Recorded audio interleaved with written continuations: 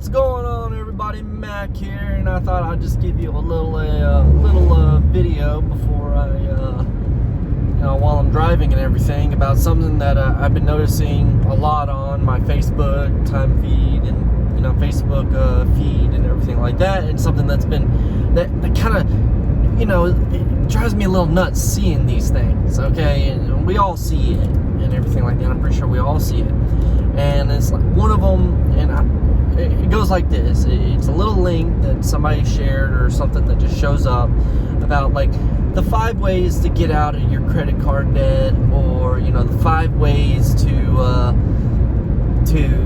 make money and something similar along the lines and stuff like that.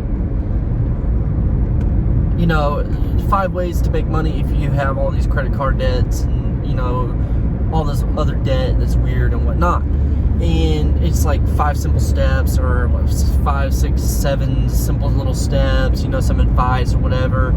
Some of them include, it's like loaning out your car, or like renting out your car, or selling some things, and it's using reward type points for reward points and stuff like that. And those are okay advice. It is what it is. We all have our opinions about certain advice and stuff like that. But however, one that I just really want to talk about that drives me nuts seeing it is, you have all these credit cards. Why not get a personal loan to pay off all the credit cards? That is just the worst piece of advice that I have ever seen. It is getting another. You're trying to pay off your debt by getting another debt. Now, some of you guys might be saying, well, it's because it's a lower interest rate. If I get this personal loan at 2.5%, I could pay off, this credit card that's at like 27%, or some weird, some terrible number that credit cards are at. That still doesn't solve the problem, the major problem. That is like putting a small band-aid on a gushing wound, okay? It is a honey trap, people. That is a honey trap, and that is just like the worst, literally, the worst idea that anybody can do is, take advice from, if anybody's giving you this type of advice, it's like, oh, you want to pay off all your credit cards? Well, get a small loan and pay them all off. That's just terrible advice, okay? It's just, it's not fixing the major problem, which is you're spending. Because here's what's going to happen. Here's what more than often is what's going to happen with you doing this. Credit cards are very small debts. You should be able to pay them off relatively easy. You should not have a credit card limit going well beyond $10,000. That's just absolutely ridiculous. You should not have. But the problem is that you get all these smaller credit cards, store-bought cards and stuff like that have ridiculous interest rates, and the next thing you know, you're paying off all these trying to pay off all these credit card debts. It doesn't seem like you're getting anywhere with it. Then you see then you see this false light at the end of the tunnel, which is get a small loan that's at a much lower APR, much lower interest rate to pay it all off. Well, you decide to follow this. You're like, okay, well, I'm gonna get a small loan. So you get a small loan. You sign off to this loan, and then you magically you decide to pay off all these credit cards. However, that's where most people stop. I would say at least 90% of people stop. They just pay off the cards. They do not get rid of the cards. Okay? Get rid of the cards. Okay? The wife and I follow a different kind of plan and stuff like that. That's what we followed and stuff. But for the people who get these personal loans, they pay off all these cards. However, it's their spending that's causing the problem, why they wanted to use these cards. Next thing you know, they see this, oh, I have a zero balance on the credit card. I can go ahead and pay for this expensive dinner, or pay for these expensive clothes, or I can go shopping, that sort of thing. And the next thing they know, not only do they have the small loan that they just applied for, they also have the credit cards that they use the small debt to pay off for rebuilt back up to the max limit. Isn't that crazy? I mean, it makes no sense. These small little personal loans to pay off the debt. You know, you're paying off debt with more debt. Now, some of you are saying, well, it's just like refinancing a house or something like that. Still terrible. You know, I mean, I don't agree. I mean, it's all right if you want to refinance your house. I'm not saying don't refinance your house. Right now, the market is probably at some of the best interest rates you'll ever see. Yada, yada, yada. Whatever. However, you get a 30-year fixed mortgage and you decide to refinance your house to get a lower house payment, but guess what? You still get another 30-year fixed mortgage after paying the first 30-year fixed mortgage 15 years. You're just extending your debt, basically, when you could have easily. So now, instead of taking, 30 years to pay off your mortgage, you're taking 15 years to pay off your mortgage. Or 45. My math was a little askew there. You're taking 45 years to pay off your mortgage. Now, let me put this number into layman's terms, okay? So, most people are not going to be able to buy a home until they're about 24, 27, okay? And typically, that's going to be your first home. That's not even going to be your forever home or whatever like that, okay? So, your forever home. Most people are going to be getting their forever home after a kid or two gets born, and they need their forever home. So now they're around 30 years, let's say 32, and that's being generous. This is all being generous about most people, okay? I would say a good average is going to be 30, 32, because there are some people that buy really younger, some people that buy much older. Whatever. All right, whatever the case may be, whatever life cards, whatever a card's life deals you.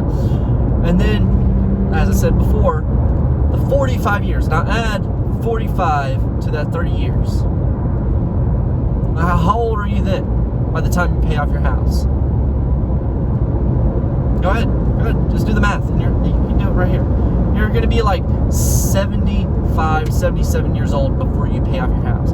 That's basically almost 7 to 10 years after typical retirement age.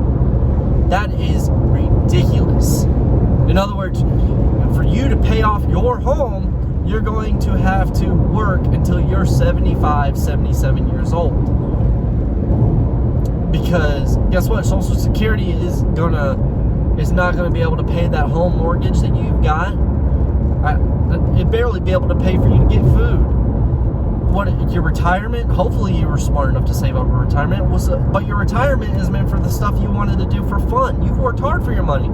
Nope, you're using your retirement paycheck to pay off your house because you decided to refinance it or didn't pay it off early enough or before 77 years old. Holy moly, that's a lot. All right. The whole point of this video is when people say consolidate or refinance. The whole point of this video is, for me, when people say you need to consolidate your loans, bring them all together under one pod, or refinance your home, because instead of having that 3.75 interest rate, you can have a 2.75 interest rate for your home. I just see it as a honey trap. Okay, it is just deceiving. Is all what it is. All it is extending out your. It's not fixing the core problem, and it's extending out your life, paying off interest rather than principal. Okay, and it just bugs me seeing that some people buy in, that a lot of people, a majority of people, will buy into this, because it's not just a single person problem. This is a society, our society problem. Is how we view these type of things as normal. And I just hope some people, if you're watching this video, just wake up a little bit to it and start digging down into it a little more, because some of you are going to argue, well, it's a math thing, you can get something lower APR. If we were doing math, people wouldn't be in that situation. It's not a math. It is a psychological problem, folks. For real. But yeah, I just noticed that today. I was just sitting there on the can and noticed that, you know, flipping through the Facebook and stuff like that, and saw some of these things and started reading up on some of them, and it just made me laugh. You know, some of these things give, you know, some good solid advice. I will admit, some of them give some good solid advice, which is, you know, it's like live below your means and stuff like that. But some of them are just absolutely just it's putting a band-aid on a gushing wound, or what's a good way of putting it? What's a good way of putting it? Another way of putting it besides a medical, something like that. It's like duct taping it instead of screwing it in, or I don't know what's another good analogy. It's not fixing the problem. It's masking the problem. All you're doing is masking the problem, making it look better when it really isn't, because deep down that core problem is still going to always be there unless you decide to fix it. And only when you fully decide to fix it do you start opening your eyes, realizing that normalcy that you followed this whole entire time is not as great as it seems. Alright? And once that happens, then you can start actually becoming more and more happier in life and stuff like that. It's just absolutely nuts for me to see those type of advice, and then I mean, there's some people that laugh about it and stuff like that, joke about it on the comments and stuff, but some people are like, this is great advice, this is sound advice. I love listening to it. I hope they're just talking about some of them, not all of it, okay? But that was just something that I noticed, that's something I really wanted to get off my chest here recently, or my chest here, because I was like, I gotta talk about this. I've got to talk about this, because this is something that's gonna be on my mind for a good while. And here I am sharing it with you, my little own personal thoughts about it. It is just absolutely insane what people buy into, what people believe, and how wrong can they be, and how offensive they can be if you tell them they're wrong. It's unbelievable. So I'm hoping that this video opened up some of you guys' eyes about some things, and hoping to enlighten some people.